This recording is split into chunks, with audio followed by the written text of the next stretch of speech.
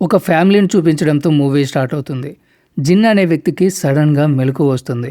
వాళ్ళ అమ్మ చాలా కంగారు పడుతూ ఉంటుంది. వాడు ఏదో పీడకలు చూసి భయపడ్డాడేమో అని అందరూ అనుకుంటారు. ఈ ఫ్యామిలీ అంతా కూడా ఒక కొత్త ఇంటికి షిఫ్ట్ అవుతూ ఉంటారు. అయితే ఆ ఇంటిని జిన్ అంతకుముందు ఎప్పుడూ చూడలేదు. అయినా సరే వాడికి ఆ ఇల్లు ఎక్కడో చూసినట్టు చాలా తెలిసిపోయినట్టు అనిపిస్తుంది. జిన్ వాళ్ళ అన్నయ్య పేరు యు. తను చిన్నప్పటి నుంచే చదువులో చాలా చురుకు. ఒక పెద్ద యూనివర్సిటీలో గ్రాడ్యుయేషన్ కంప్లీట్ చేస్తాడు. అంతేకాకుండా ఎక్స్ట్రా కరిక్యులర్ యాక్టివిటీస్‌లో కూడా ఎప్పుడూ ఫస్ట్ ఉంటాడు. ఇంట్లో ఏ చిన్న పనైనా, పెద్ద పనైనా చాలా ఈజీగా చేస్తూ ఉంటాడు. వాడికి ఎలాంటి చెడు అలవాట్లు ఉండవు. ఒక రకంగా చెప్పాలంటే పర్ఫెక్ట్ కొడుకనమాట. జీన్‌కి కూడా ఎప్పటికైనా వాళ్ళ అన్నయ్యలాగా మారాలని చాలా ఆశగా ఉంటుంది. అయితే ఒక సంవత్సరం క్రితం యూకి ఒక యాక్సిడెంట్ అవుతుంది. దానివల్ల తను కొంచెం కుంటుతూ నడుస్తూ ఉంటాడు. ఆ కొత్త ఇంట్లో ఇద్దరు అన్నదమ్ములు ఒకే రూమ్‌లో సర్దుకుంటూ ఉంటారు. ఎందుకంటే ఆ ఇంటి పాత ఓనర్ పక్కనే ఉన్న ఇంకొక రూమ్‌ని తెరవకూడదని కండిషన్ పెట్టుంటాడు. అప్పుడు జీన్ రూమ్‌లోకి ఒకతనొచ్చి "యు నిజంగానే మీ అన్నయ్యేనా?" అని అడుగుతాడు. అతనికి ఎందుకో నమ్మకం కలగదు. అప్పుడు జీను "మేమిద్దరం చూడ్డానికి ఒకేలా ఉండకపోవచ్చు. కానీ మేమిద్దరం సొంత అన్నదమ్ములమే" అని చెప్తాడు. ఇంతలో అక్కడికి యు వచ్చి ఆ వచ్చిన అతన్ని అక్కడి నుంచి పంపించేస్తాడు. తర్వాత రాత్రి డిన్నర్ చేసే టైంలో ఆ మూసి ఉన్న రెండో రూమ్‌లోకి అస్సలు వెళ్ళకూడదని జీన్‌కి ఇంట్లో వాళ్ళు గట్టిగా చెప్తారు. ఎందుకంటే పాత ఓనర్ తన సామాన్లు ఇంకా అక్కడి నుంచి తీసుకెళ్ళలేదు అని చెప్తారు. అంతేకాదు టైంకి మందులు వేసుకోమని జీన్‌కి చెప్తారు. అప్పుడే జీన్‌కి పైనుంచి ఏవో వింత శబ్దాలు వినిపిస్తాయి. పైన ఎవరో ఉన్నారని వాడికి అనిపిస్తుంది. కానీ ఇంట్లో వాళ్ళందరూ కూడా ఏ శబ్దాలు లేదని కొట్టిపారేస్తారు. తర్వాత ఆ రాత్రి జీను చాలాసేపు చదువుకుంటాడు. పడుకునే ముందు పాటలు వింటూ ఉంటాడు. అప్పుడే మళ్ళీ వాడికి ఆ వింత శబ్దాలు వినిపిస్తాయి. అలా పదే పదే ఆ సౌండ్స్ వచ్చేసరికి వాడికి ఆ మూసి ఉన్న రెండో రూమ్ మీద డౌట్ వస్తుంది. నెమ్మదిగా వెళ్ళి ఆ రూమ్ డోరు తీద్దామని ట్రై చేస్తాడు. కరెక్ట్‌గా అదే టైంకి యు అక్కడికి వస్తాడు. లోపల నుంచి ఏవో శబ్దాలు వస్తున్నాయని జీన్ తన అన్నయ్యకి చెప్తాడు. అప్పుడు యువ్వు డోర్ దగ్గర చెవి పెట్టి వినడానికి ట్రై చేస్తాడు. కానీ ఎలాంటి సౌండు రాదు. "నువ్వు చదువుకోవడం ఇష్టం లేక ఇలా సాకులు చెప్తున్నావని" జీనిని ఆట పట్టిస్తాడు. తర్వాత కాసేపు బయట గాలి పీల్చుకుందామని చెప్పి జీనిని బయటికి తీసుకెళ్తాడు. బయట వర్షం పడుతుంటే ఇద్దరు ఆ వాతావరణాన్ని బాగా ఎంజాయ్ చేస్తూ ఉంటారు. ఇంతలో ఇంట్లో ఏదో ముఖ్యమైన పని ఉందని యుకి ఫోన్ వస్తుంది. దాంతో యు ఇంటి వైపు బయలుదేరతాడు. ఆ తర్వాత ఏం జరిగిందో వాడికి అస్సలు తెలీదు. తర్వాత అప్పుడే అనుకోకుండా తన అన్నయ్యని కొందరు కిడ్నాప్ చేయడం జీన్ చూస్తాడు. వెంటనే వాళ్ళ వెనకాలే పరిగెడతాడు. కానీ వాళ్ళని పట్టుకోలేకపోతాడు. కాకపోతే ఆ కారు నెంబర్ మాత్రం కరెక్ట్‌గా గుర్తుపెట్టుకుంటాడు. ఇంట్లోకి వచ్చి జరిగిన కిడ్నాప్ గురించి పేరెంట్స్‌కి చెప్పి టెన్షన్‌తో అలాగే స్పృహ తప్పి పడిపోతాడు. తర్వాత మళ్ళీ వాడికి మెలకువ వచ్చేసరికి వాళ్ళ ఇంటికి డిటెక్టివ్స్ వస్తారు. జీన్ వాళ్ళకి జరిగిన కథంతా పూసగుచ్చినట్లు చెప్పి తను చూసిన కారు నెంబర్ కూడా ఇస్తాడు. కానీ ఆ నెంబర్ చెక్ చేసిన డిటెక్టివ్ అసలు ఆ నెంబర్ ప్లేట్ ఉన్న కారు ఎక్కడా కూడా లేదు అని చెప్తాడు. తనకు ఆ కారు నెంబర్ పక్కాగా గుర్తుందని జీన్ పదే పదే చెప్తాడు. కానీ డిటెక్టివ్స్ ఆ మాటల్ని నమ్మరు. ఇక్కడ చీకటి రాత్రి పైగా వర్షం పడుతుంది కాబట్టి నువ్వు నెంబర్ తప్పుగా చూసి ఉండొచ్చు అని వాళ్ళు అంటారు. సో ఇంకా కిడ్నాపర్స్ దగ్గర నుంచి డబ్బుల కోసం ఫోన్ కాల్ వస్తుందని వాళ్ళందరూ కూడా రోజు ఎదురు చూస్తూ ఉంటారు. కానీ ఎలాంటి కాలు రాదు. అలా 2 వారాల పాటు అందరూ వెయిట్ చేస్తారు. కానీ ఒక్క ఫోన్ కూడా రాదు. అసలు యు గురించి ఎలాంటి ఆచూకీ కూడా దొరకదు. ఈ గ్యాప్‌లో జీన్‌కి రోజు కలలో ఒక వ్యక్తి కనిపిస్తాడు. అతను ఎవరో తెలిసినట్లు అనిపిస్తుంది. కానీ నిజానికి జీన్‌కి అతనెవరో అస్సలు తెలీదు. మళ్ళీ ఒకరోజు జీన్‌కి ఆ మూసి ఉన్న రెండో రూమ్‌లోంచి ఏవో సౌండ్స్ వినిపిస్తాయి. నెమ్మదిగా ఆ డోరు తెరుచుకుంటుంది. అది చూసి జీన్ భయంతో వణికిపోతూ తనని తాను కప్పుకుంటాడు. తర్వాత సడెన్‌గా ఉలిక్కిపడి లేస్తాడు. అప్పుడు తనకు అర్థమవుతుంది అదంతా ఒక కల అని. తర్వాత అలా 19 రోజులు గడిచిపోతాయి. సడన్‌గా ఒకరోజు యు తిరిగి ఇంటికి వస్తాడు. ఇద్దరు అన్నదమ్ముళ్ళు ఒకరినొకరు చూసుకొని చాలా హ్యాపీగా ఫీల్ అవుతారు. ఆ తర్వాత యుకి డిసోసియేటివ్ ఆమ్నీసియా వచ్చిందని డాక్టర్స్ ద్వారా తెలుస్తుంది. అంటే కిడ్నాప్ అయినప్పటి నుంచి ఇప్పటి వరకు జరిగిన ఆ బాధాకరమైన విషయాలన్నీ యు మెదడులోంచి పూర్తిగా చెరిగిపోయాయన్నమాట. తర్వాత ఆ రోజు రాత్రి జీన్ నిద్రపోతూ ఉండగా తన పక్కన ఎవరో నిలబడినట్లు అనిపిస్తుంది. కళ్ళు తెరిచి చూస్తే యు తన బెడ్ మీద ఉండడు. యు కోసం వెయిట్ చేస్తూ జీన్ అలాగే నిద్రపోతాడు. తర్వాత ఉదయం లేచి చూసేసరికి యు తన బెడ్ మీదే ఉంటాడు. అప్పటికే పేరెంట్స్ బయటికి వెళ్ళిపోయి ఉంటారు. జీను తన యాంగ్జైటీ టాబ్లెట్స్ వేసుకోబోతూ ఉంటే అవి కింద పడిపోతాయి. కరెక్ట్‌గా అప్పుడే యు అక్కడికొచ్చి ఏదైనా తినమని అడుగుతాడు. తర్వాత రాత్రి బయటికి ఎందుకు వెళ్ళావు అని జీన్ యుని అడుగుతాడు. కానీ యు మాత్రం తాను ఎక్కడికి వెళ్ళలేదని, రాత్రంతా పక్కనే ఉన్నానని చెప్తాడు. బహుశా నువ్వు ఏదైనా కల చూసి ఉంటావేమో అని చెప్పి యువు బయటికి వెళ్ళిపోతాడు. అప్పుడు యువు నడక చూసిన జీన్, ఇప్పుడు నువ్వు కుంటడం లేదు కదా అని అంటాడు. దానికి యువు, ఇప్పుడు నాతో జోక్స్ వేయకు, నాకు ఇప్పటికీ లేట్ అవుతుందని చెప్పి బయటికి వెళ్ళిపోతాడు. కానీ ఈసారి మాత్రం అతను కుంటుతూనే నడుస్తూ ఉంటాడు. అది చూసి తను ఏదో తప్పుగా అర్థం చేసుకున్నానని జీన్ అనుకుని ప్రశాంతంగా భోజనం చేస్తాడు. ఆ రోజు రాత్రి జీన్ చాలాసేపు చదువుకుని ఆ టేబుల్ మీదే నిద్రపోతాడు. అప్పుడే యు నెమ్మదిగా జీన్ దగ్గరికి వస్తాడు. జీన్ కంట్లో పెన్సిల్ గుచ్చడానికి యు ట్రై చేస్తాడు. కానీ అంతలో ఆ పెన్సిల్ ముళ్ళు విరిగిపోతుంది. అయితే ఇక్కడ చిన్న ట్విస్ట్ ఏమిటంటే జీన్ మెలకుగానే ఉన్నాడన్న విషయం యుకి తెలియదు. యు అలా చేయడం జీన్ని చాలా డిస్టర్బ్ చేస్తుంది. ఆ తర్వాత ఆ రాత్రి యు ఇంట్లో నుంచి బయటికి వస్తాడు. జీన్ కూడా అతన్ని ఫాలో అవుతాడు. ఆశ్చర్యకరమైన విషయం ఏమిటంటే యు అప్పుడు కుంటడం లేదు, చాలా నార్మల్గా నడుస్తూ ఉంటాడు. జీన్ ఒక ట్యాక్సీ ఎక్కి యు వెనకాల వెళ్ళిపోతాడు. తిరిగి వచ్చినప్పటి నుంచి అతను పూర్తిగా మారిపోయాడని జీన్ చాలా టెన్షన్ పడతాడు. చివరికి యు ఒక చోట ఆగుతాడు. అక్కడ యు ఆ డిటెక్టివ్స్తో మాట్లాడడం జీన్ చూస్తాడు. యు కిడ్నాప్ కేసును డీల్ చేస్తున్న డిటెక్టివ్స్ వారే. యు సిగరెట్ తాగుతుంటే ఆ డిటెక్టివ్స్ ఇద్దరు యు ముందు తమ బాసు దగ్గర నిలబడినట్లు తల వంచుకొని నిలబడతారు. అది చూసి జీన్ షాక్ అయిపోతాడు. యు ఎక్కడికి వెళ్తే జీన్ అక్కడికి ఫాలో అవుతూనే ఉంటాడు. అలా ఫాలో అవుతూ జీన్ ఒక గదిలోకి వెళ్తాడు. కానీ అక్కడ యు కనిపించడు. కేవలం ఆ డిటెక్టివ్స్ మాత్రమే ఉంటారు. అక్కడి నుంచి జీన్ పరిగెత్తడం మొదలు పెడతాడు. ఆ డిటెక్టివ్స్ జీన్ వెనకాలే పడతారు. జీన్ ఒక దగ్గర దాక్కుని ఉంటాడు. కానీ అప్పుడే యు వచ్చి జీన్ని స్పృహ తప్పేలా కొడతాడు. తర్వాత మళ్ళీ మెలకు వచ్చేసరికి జీన్ ఒక టేబుల్ మీద పడుకుని ఉంటాడు. అసలు ఏం జరుగుతుందో తనకి ఏమీ అర్థం కాదు. ఎదురుగా యు కనిపిస్తాడు.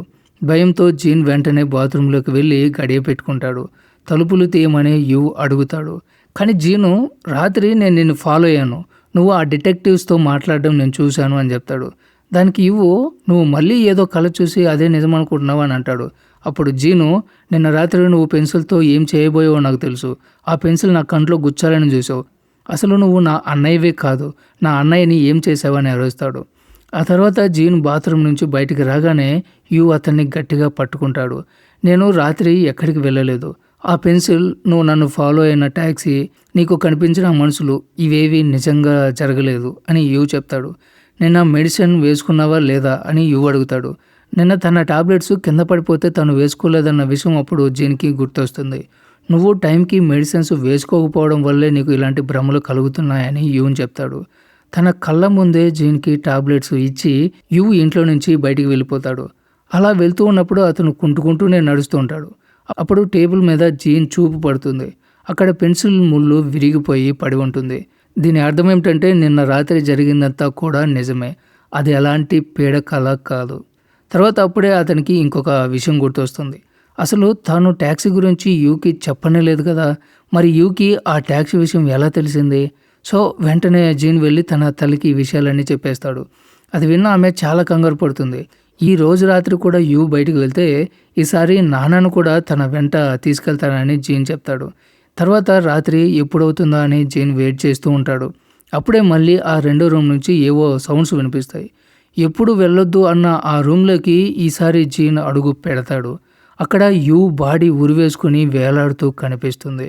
అది చూసి భయంతో ఉలిక్కిపడి లేస్తాడు. అంటే ఇదంతా తను చూసిన ఇంకొక పేడకాలన్నమాట.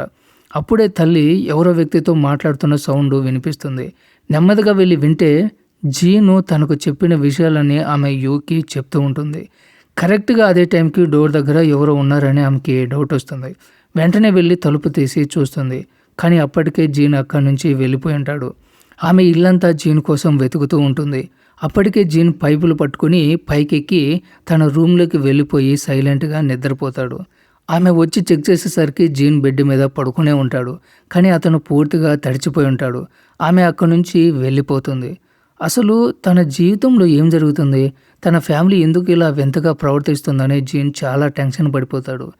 తర్వాత జీన్ ఇంట్లో నుంచి బయటకు వస్తాడు. అక్కడ అతనికి తన తండ్రి ఎదురుపడతాడు. దాంతో జీన్ అక్కడి నుంచి పరిగెడతాడు. జీన్ తల్లి ఒక వ్యక్తిని పిలిచి జీన్ను పట్టుకోమని చెప్తుంది. అలా పరిగెట్టుకుంటూ వెళ్ళిన జీను ఒక పోలీస్ కారుకి ఎదురుగా వెళ్తాడు. ఆ పోలీసులకి గడిచిన కొన్ని రోజులుగా తన లైఫ్లో జరుగుతున్న విషయాలన్నీ పోసగొచ్చినట్లు చెప్తాడు. అప్పుడు పోలీసులు తమ డేటాబేస్లో జీన్ డీటెయిల్స్ చెక్ చేస్తారు. ఆ రికార్డ్స్ ప్రకారం జీన్ 1977లో పుట్టాడు. అతని వయసు ఇప్పుడు 41 ఏళ్ళు. కానీ జీన్ వెంటనే పోలీసులను కరెక్ట్ చేస్తారు. తన వయసు కేవలం 21 ఏళ్ళు మాత్రమే అని చెప్తాడు. నువ్వు 1977లో పుడితే ఇప్పుడు నీ వయసు 21 ఏళ్ళు ఎలా అవుతుందని పోలీసులు అడుగుతారు. తను 1997లో ఉన్నానని జీన్ అంటాడు. అదంతా విన్న అక్కడున్న ప్రతి ఒక్కరూ జీన్ మీద నవ్వుతారు. ఇది 2017వ సంవత్సరం అని పోలీసులు అతనికి చెప్తారు. చుట్టూ చూస్తే అందరూ స్మార్ట్ ఫోన్స్, టాబ్లెట్స్ వాడుతూ ఉంటారు. ఇదంతా చూసి జీన్ షాక్ అయిపోతాడు. జీన్ తనని తాను స్పష్టంగా చూసుకుంటాడు. ఒకప్పుడు 21 ఏళ్ల కుర్రాడిలా ఉన్న తను ఇప్పుడు 41 ఏళ్ల వ్యక్తిలాగా కనిపిస్తాడు. తను ప్రశ్నలన్నిటికీ సమాధానం తెలుసుకోవాలని జీన్ తన ఇంటికి తిరిగి వస్తాడు. ఇంటికి రాగానే అక్కడ రూమ్ అంతా చిందరవందరగా పడిపోయి ఉంటుంది. ఎవరో మర్డర్ చేసిన ప్లేస్ లాగా కనిపిస్తుంది. అప్పుడే అక్కడికి యు వస్తాడు. తన ప్లాన్ మొత్తం ఫెయిల్ అయిపోయిందని అంటాడు. సరిగ్గా 20 ఏళ్ల క్రితం అంటే 1997 డిసెంబర్ 20న ఇక్కడే ఒక ఫ్యామిలీ మర్డర్ అయిందని యు చెప్తాడు. ఇప్పుడు కథ గతంలోకి వెళ్తుంది. ఆ రూమ్లోనే ఒక తల్లి కూతుర్ని పదునైన కత్తితో చంపేశారని తెలుస్తుంది. ఇంట్లో నుంచి ఏమీ దొంగతనం జరగదు. పోలీసులకి కనీసం ఒక్క క్లూ కూడా దొరకదు. ఈ కేసు పూర్తిగా ఒక మర్డర్ మిస్టరీగా మారుతుంది. ఆ హంతకుడు గురించి ఏదైనా ఇన్ఫర్మేషన్ దొరుకుతుందేమో అని ఊరంతా పోస్టర్స్ వేయిస్తారు. అలా ఏళ్ళు గడిచిపోతాయి కానీ ఎప్పటికీ చిన్న ఇన్ఫర్మేషన్ కూడా రాదు. కానీ ఆ బాధితుల కుటుంబం ఈ కేసుని వదిలిపెట్టదు. ఆ కేసును ఒక ప్రైవేట్ ఇన్వెస్టిగేషన్ ఏజెన్సీకి అప్పగిస్తారు. ఫైనల్గా ఇన్వెస్టిగేటర్స్కి ఆ కిల్లర్ దొరుకుతాడు. అతన్ని పట్టుకుని చిత్రహింసలు పెడతారు. కానీ అతనికి గతం గురించి జ్ఞాపకాలు ఏవీ గుర్తులేవు. నేను కిల్లర్ని కాదు అని జీన్ అంటాడు. నేను పట్టుకున్నప్పటి నుంచి ఇదే మాట వింటున్నాను. ఆ కిల్లర్ నువ్వే అని నాకు పక్కాగా తెలుసు అని యు అంటాడు. చనిపోయిన వారి ఫ్యామిలీ ఈ పరిస్థితి చూసి చాలా విసుక్కుంటారు. జీన్ మీద పగ తెచ్చుకోవాలని అనుకుంటారు. కానీ జీన్కి మాత్రం అసలు ఏం గుర్తుండదు. తనను ఆ మర్డర్ చేయమని ఎవరు చెప్పారో కూడా అతనికి తెలియదు. అసలు పాత మెమరీస్ ఏమీ లేని ఇలాంటి మనిషి మీద పగ ఎలా తెచ్చుకుంటారు? అందుకే ఆ ఇన్వెస్టిగేటర్ ఒక ప్లాన్ చేస్తాడు. కథ మొదట్లో జీన్కి తండ్రిగా నటించింది కూడా అతనే. అతను ఒక హిప్నాటిజం ఎక్స్పర్ట్. మనుషుల్ని హిప్నటైజ్ చేసి మెదడులో లోతుగా దానికి ఉన్న జ్ఞాపకాలను బయటికి తీయడంలో అతను స్పెషలిస్టు. జీన్ లైఫ్ చాలా స్టేజెస్గా విడిపోయి ఉందని అతను చెప్తాడు. జీన్కి 20 ఏళ్ళు ఉన్నప్పుడు అతని జీవితంలో ఒక పెద్ద సంఘటన జరిగింది. దానివల్ల జీన్ ఆ భయంకరమైన మెమొరీస్ని తన మెదడులోంచి పూర్తిగా చెరిపేశాడు. అతనికి డిసోసియేటివ్ ఆమ్నీషియా వచ్చింది. నీకు జరిగిన ఆ సంఘటన ఎంత భయంకరమైనదంటే ఆ మెమొరీస్ని నువ్వు స్వయంగా చెరిపేశావు అని ఎక్స్పర్ట్ అంటాడు. అందుకే జీన్ మీద ఒక ప్రయోగం చేస్తారు. ఆ భయంకరమైన సంఘటన జరగకముందు జీన్ లైఫ్ ఎలా ఉండేదో అదే నిజమని అతను నమ్మేలా ఒక డ్రామా క్రియేట్ చేస్తారు. అంటే అప్పటికి అతను ఒక నార్మల్ మనిషి, కిల్లర్ కాదు. జీన్ ఫ్యామిలీగా అందరూ ఒక క్యారెక్టర్లు ప్లే చేస్తారు. అందులో తండ్రి, తల్లి, పెద్దన్నయ్య ఇవి ఉంటారు. జీన్ను హిప్నటైజ్ చేసి అతను ఒక ట్రైన్లో ప్రయాణిస్తున్నట్లు అతనికి చెప్తారు. ఆ ట్రైన్ స్వరంగం కూడా ముందుకు వెళ్ళే కొద్దీ అతను తన పాత సంతోషకరమైన జ్ఞాపకాల్లోకి వెళ్ళిపోతాడని నమ్మిస్తారు. అలా హిప్నటైజ్ చేసి అతన్ని 1997వ సంవత్సరంలోకి తీసుకెళ్తారు. తను తన ఫ్యామిలీతో కలిసి ఒక కారులో కొత్త ఇంటికి షిఫ్ట్ అవుతున్నాడని జీన్ చెప్తాడు. అలా కారులో అతను నిద్రపోతూ ఉంటాడు. నేను ఎప్పుడు లేవమని చెప్తే అప్పుడే నువ్వు నిద్రలోంచి మెలకువలోకి రావాలని ఆ డాక్టర్ అంటాడు. నువ్వు నిద్ర లేచేసరికి నువ్వు 1997వ సంవత్సరంలో ఉంటావు. అప్పుడు నీ వయసు 21 ఏళ్ళు అని చెప్తాడు. కారులో నీకు కనిపించే వారే నీ ఫ్యామిలీ అని నమ్మిస్తాడు. నేను 3 అంకెలు లెక్క పెట్టగానే నువ్వు నిద్ర లేవాలి అని డాక్టర్ అంటాడు. అప్పుడే జీన్కి మెలకువ వస్తుంది. ఆ తర్వాత కథంతా మీరు ఈ వీడియో మొదట్లో చూసినట్టే జరుగుతుంది. తను ఎప్పుడైతే మర్డర్ చేశాడో సరిగ్గా అదే ఇంటి ముందు అతను నిలబడి ఉంటాడు. ఆ మర్డర్ విషయం అతనికి గుర్తులేదు. అందుకే కథ మొదట్లో ఆ ఇల్లు అతనికి ఎక్కడో చూసినట్లుగా అనిపిస్తుంది. ఆ కొత్త ఇంటికి షిఫ్ట్ అవుతున్నప్పుడు ఒక వ్యక్తి జీన్ను కొన్ని ప్రశ్నలు అడిగాడు కదా. దానికి కారణం జీన్ చూడటానికి యు కంటే చాలా పెద్ద వయసు ఉన్న వ్యక్తిలా కనిపిస్తాడు. కానీ జీన్ మాత్రం యునే తన పెద్ద అన్నయ్య అని చెప్తూ ఉంటాడు. ఆ వ్యక్తి ఇంకా ఏమైనా ప్రశ్నలు అడుగుతాడేమో అని భయపడి యు అతన్ని అక్కడి నుంచి బయటికి పంపించేస్తాడు. అలా జీన్ని పూర్తిగా హిప్నటైజ్ చేసి అందరూ కలిసి పన్నిన ఒక భయంకరమైన మైండ్ గేమ్ ఇది.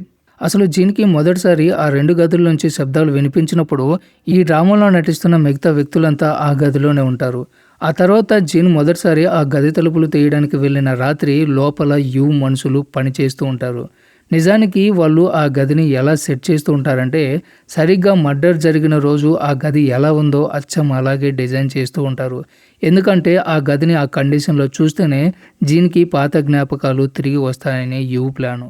ఆ మర్డర్ జరిగిన రోజు చాలా పెద్ద వర్షం పడుతుంది. అందుకే ఇప్పుడు కూడా వర్షం పడే వరకు ఆ టీం వెయిట్ చేస్తారు. ఆ మర్డర్ టైంలో బ్యాక్‌గ్రౌండ్‌లో ఎలాంటి మ్యూజిక్ ప్లే అవుతుందో సేమ్ అదే మ్యూజిక్ సెట్ చేస్తారు. ఇంకా సెటప్ అంతా రెడీ అయిపోతుంది. జీన్‌ని ఆ గదిలోకి తీసుకెళ్లడమే బ్యాలెన్స్ ఉంటుంది. అందుకే జీన్ ఆ రూమ్ దగ్గరికి వెళ్ళేలా చేయడానికి ఎవరో యూకి ఫోన్ చేసి బయటికి పిలిచినట్లు ఒక నాటకం ఆడతాడు. కానీ ఆ ప్లాను ఫెయిల్ అయిపోతుంది. ఎందుకంటే కరెక్ట్‌గా అదే రాత్రి నిజమైన పోలీసులొచ్చి యూని అరెస్ట్ చేసి తీసుకెళ్తారు. దాన్నే జీన్ కిడ్నాప్ అని పొరబడతాడు. అలా అరెస్ట్ అయిన 19 రోజుల తర్వాత జైలు నుంచి బయటకు వస్తాడు. మళ్ళీ మొదటి నుంచి తమ ప్లాను స్టార్ట్ చేయాలని అతను అనుకుంటాడు. కానీ మళ్ళీ వర్షం పడే వరకు వాళ్ళు ఏమీ చేయలేరు. ఎందుకంటే జీన్ మెమరీస్ బయటికి రావాలంటే ఆ మర్డర్ జరిగిన రోజు వాతావరణం ఎలా ఉందో అచ్చం అలాగే ఉండాలి. అలా వర్షం కోసం ఎదురుచూస్తున్న ఆ గ్యాప్‌లోనే జీన్‌కి మెల్లిగా అనుమానం రావడం మొదలవుతుంది. ఆ అనుమానం కాస్త రోజు రోజుకు పెరిగిపోతూ ఉంటుంది. అందుకే జీన్ జ్ఞాపకాలను వాళ్ళు బయటికి తీసుకురాలేకపోతారు. కానీ జీన్ మాత్రం తను ఎలాంటి మర్డర్ చేయలేదని వాదిస్తూ కదులుతున్న కారులో నుంచి కిందకి దూకేస్తాడు. అక్కడి నుంచి ప్రాణాలు అరచేతిలో పెట్టుకొని పరిగెడతాడు. కానీ అనుకోకుండా అతనికి ఒక యాక్సిడెంట్ అవుతుంది. కళ్ళు తెరిచి చూసేసరికి అతను హాస్పిటల్‌లో ఉంటాడు. అలా స్పృహ లేకుండా ఉన్న టైంలోనే జీన్‌కి తన గతమంతా గుర్తొస్తుంది. 1997లో అతను తన ఫ్యామిలీతో చాలా సంతోషంగా ఉండేవాడు. ఒకరోజు కారులో తన తల్లి భుజం మీద తల పెట్టుకుని ప్రశాంతంగా నిద్రపోతూ ఉంటాడు. కానీ సడన్‌గా ఆ ఫ్యామిలీకి ఒక ఘోరమైన యాక్సిడెంట్ జరుగుతుంది. ఆ ప్రమాదంలో జీన్ తల్లిదండ్రులు ఇద్దరూ చనిపోయారు. అతని సొంత అన్నయ్య తీవ్ర గాయాలతో హాస్పిటల్‌లో అడ్మిట్ అయిపోయి ఉంటాడు. కరెక్ట్‌గా అదే టైంలో కొరియాలో భారీ ఆర్థిక మాంద్యం నడుస్తూ ఉంటుంది. ఎంతోమంది ఉద్యోగాలు కోల్పోయి ఉంటారు. డబ్బులు సంపాదించే దారులన్నీ మూసుకుపోయి ఉంటాయి. జనాలు ఆకలితో అల్లాడిపోయి ఉంటారు. ఇలాంటి పరిస్థితుల్లో తన అన్నయ్య ప్రాణాలు కాపాడుకోవడానికి జీన్ దగ్గర చిల్లి గవ్వ కూడా లేదు. అతనికి ఎవరూ లోన్ ఇవ్వలేదు. కనీసం ఉద్యోగం కూడా ఇవ్వలేదు. దాంతో పిచ్చెక్కిపోయిన జీను తన అన్నయ్య ట్రీట్మెంట్‌కి డబ్బులు కావాలని, దానికి బదులు తాను ఏమైనా చేస్తానని ఆన్‌లైన్‌లో ఒక పోస్ట్ పెడతాడు. అప్పుడే డాక్టర్ వచ్చి, నీ అన్నయ్య గత 6 నెలలుగా ఇదే పరిస్థితిలో ఉన్నాడని, వెంటనే సర్జరీ చేయకపోతే ప్రాణాలు దక్కవని చెప్తాడు. కానీ ఆ సర్జరీకి జీన్ దగ్గర డబ్బులు లేవు. ఇంతలో ఆన్‌లైన్‌లో జీన్ పెట్టిన పోస్ట్‌కి ఒక వ్యక్తి నుంచి రీప్లై వస్తుంది. అతను డబ్బులు ఇవ్వడానికి రెడీగా ఉన్నాడు. కానీ దానికి బదులుగా ఒక మర్డర్ చేయాలని కండిషన్ పెడతాడు. సో జీన్‌కి ఏమాత్రం ఇష్టం లేకపోయినా కూడా తన అన్నయ్యని బ్రతికించుకోవడానికి ఒకే ఒక్క కారణంతో ఆ మర్డర్ చేయడానికి ఒప్పుకుంటాడు. ఆ మర్డర్ చేయడానికి జీన్ వెళ్ళిన ఇల్లు మరెవరిదో కాదు, ఈ కథ మొదట్లో అతను షిఫ్ట్ అయిన కొత్త ఇల్లే. అందుకే ఆ ఇల్లు జీన్‌కి ఎక్కడో చూసినట్లు అనిపిస్తుంది. ఆ ఇంట్లో ఒక మహిళ, 2 పిల్లలు ఉంటారని, కేవలం ఆ మహిళని మాత్రమే చంపి వెనక్కి వచ్చేయాలని ఆర్డర్ వస్తుంది. కానీ లోపలికి వెళ్ళి ఆ ఫ్యామిలీని చూడగానే జీన్ మనసు మారిపోతుంది. వారిని చంపకూడదని డిసైడ్ అవుతాడు. దయచేసి అరిచి గోల చేయొద్దని ఆ మహిళకు చెప్తాడు. నేను ఎవరికి ఎలాంటి హాని చేయలేనని, సైలెంట్‌గా ఇక్కడి నుంచి వెళ్ళిపోతానని అంటాడు. కానీ ఇదంతా ఆ మహిళ కూతురు చూస్తుంది. ఆమెను సైలెంట్ చేయడానికి జీన్ ఆమె వెనకాలే వెళ్తాడు. అరవొద్దని ఆమెను ఆపే ప్రయత్నంలో అనుకోకుండా జీన్ ఆ అమ్మాయి మీద పడిపోతాడు. అదే టైంలో జీన్ చేతిలో ఉన్న కత్తి ఆ అమ్మాయి కడుపులో దిగుతుంది. నిజానికి జీన్ ఆమెని చంపాలని అస్సలు అనుకోలేదు. కానీ విపరీతంగా రక్తం పోవడం వల్ల ఆ చిన్నారి అక్కడికక్కడే ప్రాణాలు వదిలేస్తుంది. ఆ శబ్దానికి అమ్మాయి తల్లి పరిగెట్టుకుంటూ అక్కడికి వస్తుంది. ఆమె గట్టిగా అరిచేసరికి జీన్ పూర్తిగా భయపడిపోయి బ్లాంక్ అయిపోతాడు. ఆ కంగారులో వద్దనుకున్నా కూడా ఆమెని దారుణంగా చంపేస్తాడు. తను చేసిన ఘోరానికి జీన్ చాలా బాధపడతాడు. అప్పుడే అతనికి ఒక చిన్న పిల్లాడు ఎదురుపడతాడు.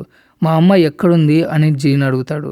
నువ్వు 100 వరకు అంకెలు లెక్క పెడితే మీ అమ్మ వస్తుందని చెప్పి జీన్ అక్కడి నుంచి బాధగా బయటకు వచ్చేస్తాడు. సరిగ్గా అప్పుడే ఆ ఇంట్లో ఉన్న ఒక ఫోటో మీద జీన్ కన్ను పడుతుంది.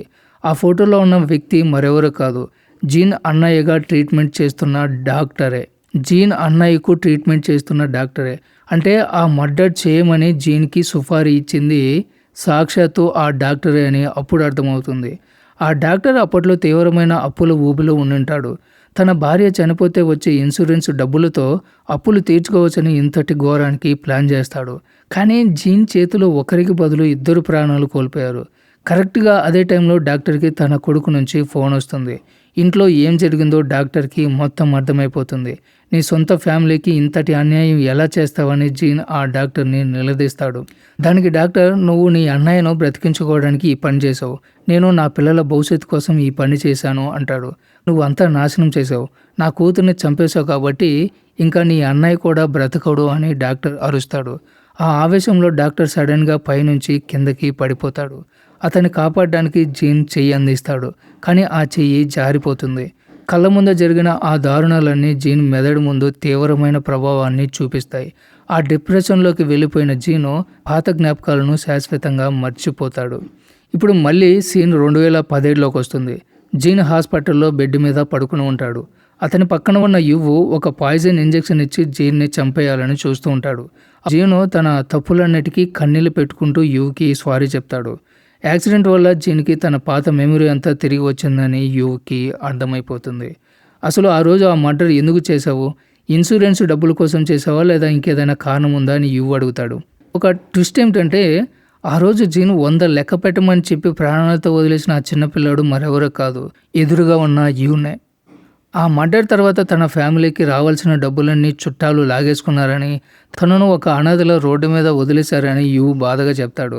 తన ఫ్యామిలీని నాశనం చేసిన ఆ కిల్లర్ని ఎలాగైనా చంపాలని ప్రతి రాత్రి ఏడుస్తూనే పెరిగానని అంటాడు.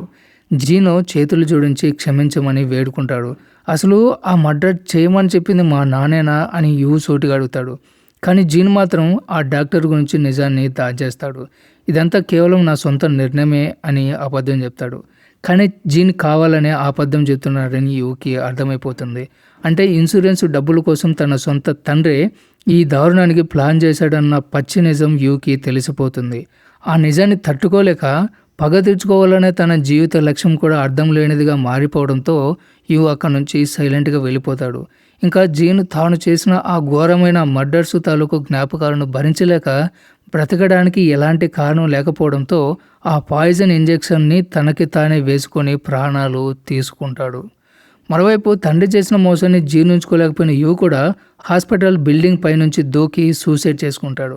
నిస్సహాయ స్థితిలో తీసుకునే ఒకే ఒక్క తప్పుడు నిర్ణయం మన జీవితంతో పాటు ఎంతోమంది జీవితాలను నాశనం చేస్తుంది. ప్రాణాలు తీసుకోవడం ఎప్పుడూ దేనికి పరిష్కారం కాదు. చావుతో సాధించేది ఏమీ లేదు. ఈ సీన్తోనే మూవీ ఎండ్ అవుతుంది. సో ఇది ఫ్రెండ్స్ ఇవాల్టి వీడియో. Don't forget subscribe.